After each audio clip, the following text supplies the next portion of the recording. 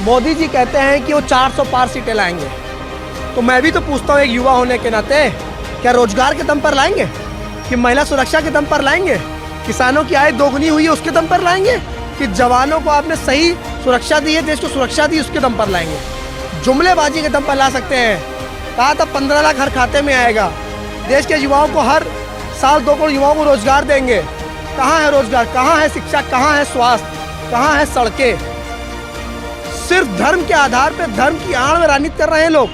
मैं तो कहता हूँ कि आस्था रखो राम पर और वोट करो काम पर, ये होना चाहिए। मैं भी हिंदू हूँ, राम मंदिर बना, लेकिन आस्था का विषय है। तो मोदी जी का पैसा नहीं लगा है, देश की जनता का पैसा लगा है। सुप्रीम कोर्ट के ऐतिहासिक फैसले ने राम मंदिर को बनाया है, इन्होंने नहीं बनाया है। तो ये कहते हैं कि एक वोट राम के नाम।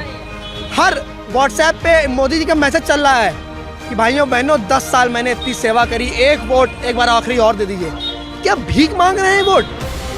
अगर इन्होंने इतना काम किया है तो आइए बाहर निकलिए और बोलिए कि मैंने काम किया, मुझे वोट दीजिए, मैंने रोजगार दिया है, मुझे वोट दीजिए।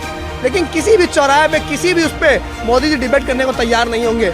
हिंदू मुसलमान, भारत पाकिस्तान, मंदिर मस्जिद को हटा दीजिए तो मोदी जी के मुंह से एक शब्द नहीं निकल पाएगा। ये वादा है आपसे, या किसी भारतीय जनता पार्टी के कार्यकर्ता मुझे शब्द नहीं निकल पाएगा।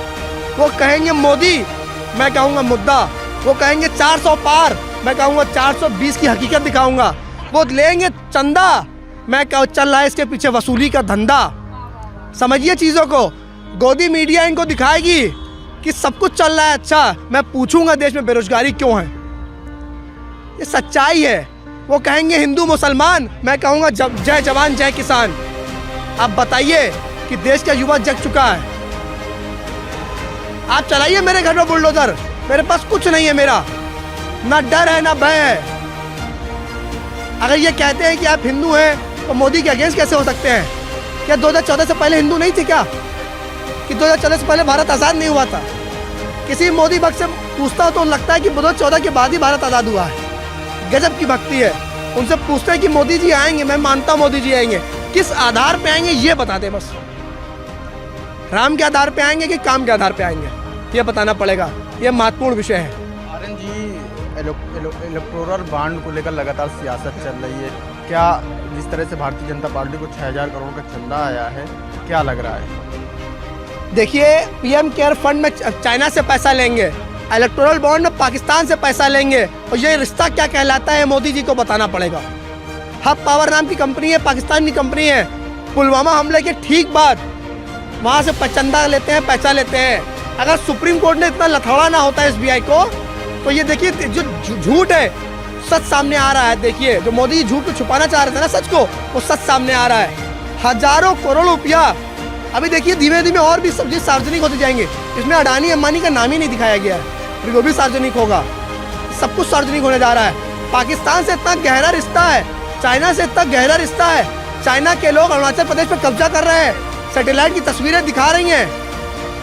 देश के सर्वोच्च न्यायालय सुप्रीम कोर्ट का कहना है कि उत्तर प्रदेश में जंगल राज है, और योगी जी कहते हैं कि राम राज है। इनके राम राज की परिभाषा मुझे बताएं कि राम राज में क्या महिलाओं को नंगा सिर के टहलाया जाता है? कि अगर देश का युवा बेरोजगार है, अगर सड़कों पर उतरा तो लाठी मारी जाती है, किसान अगर सड़कों पर उतरा तो खालिस्तानी पाकिस्तानी कहा जाता है? ये है इनका राम राज, ये है इनका नया भारत। ऐसे बनाएंगे इसको विश्व गुरु? मुझे बताए ना। एक सवाल और आपसे कि मोदी जी की डिग्री क्या है, ये भी बताना चाहिए कि मोदी जी की डिग्री क्या है। ये कहते हैं कि कांग्रेस ने कुछ नहीं किया, अगर कांग्रेस कुछ करती ना तो मोदी जी बेचते गए, ये भी बताना पड़ेगा। आर्यन जी, कल बदायूं में 2 युवा छात्रों की हत्या करने का लगा, उसके बाद एक जो अपराधी है उनको इनकाउंटर कर दिया गया है, क्या कहेंगे? चारों तरफ लूट, हत्या, डकैती, रेप, ये है, ये राम राज है योगी जी का, और देश में मोदी जी का राम राज है। अगर आप पत्रकार हैं, सच को दिखाएंगे तो आपकी पत्रकारिता, आपके हाथ से माइक छीना जाएगा। जैसे आपने देखा होगा स्मृति ईरानी अमेठी की सांसद है, दैनिक भास्कर के पत्रकार ने सवाल किया, उन्होंने कहा कि आपके मालिक से बात करूंगा, आपकी नौकरी छिनवा दूंगी। अगले दिन नौकरी चली गई। देश के पहलवान सड़कों पर उतरे तो खालिस्तानी पाकिस्तानी, किसान सड़कों पर उतरे तो खालिस्तानी पाकिस्तानी, युवा सड़कों पर उतरे तो देश विरोधी। ये लोकतंत्र है कि राजतंत्र है, ये बताइए आप मुझे। हम तो लोकतंत्र मानते थे, लेकिन 14 से 24 तक ये राजतंत्र हो गया है। और 24 में मोदी जी अपना झोला उठाएंगे और जाएंगे, लेकिन झोले की जांच होगी कि झोले में कितना पैसा लेके जा रहे हैं, इनको बताना पड़ेगा। सच्चाई है। प्रदेश के पूर्व उप मुख्यमंत्री केशव प्रसाद मौर्य, उन्होंने कहा है कि सपा, कांग्रेस और बसपा इस बार शून्य पर नजर आएगी। केशव जी से कहिए पहले अपना चुनाव जीत के दिखा दें। लड़े थे ना प्रयागपुर से चुनाव हार गए थे। कितने अहंकारी हैं। दूसरों को देखेंगे, अपने गिरबान में झांक के देखें कि जनता जनार्दन का आशीर्वाद उनके साथ है कि नहीं। अगर भाजपा में उसी न बना थी तो मुख्यमंत्री न बन पाते। खुद चुनाव जीत नहीं पाया, बात करते सपा कांग्रेस की। मोदी जी कहते कि मैं अकेला हूँ, एनडीए में 38 पार्टी का मेला है, फिर भी कहता अकेला है। इसमें भी झूठ जुमला फरेब है, हर चीज में जुमलेबाजी है। मोदी जी का नया नाम मैंने सोचा है, नरेंद्र जुमला मोदी नाम है उनका।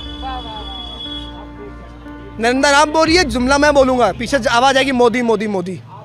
सच्चाई है।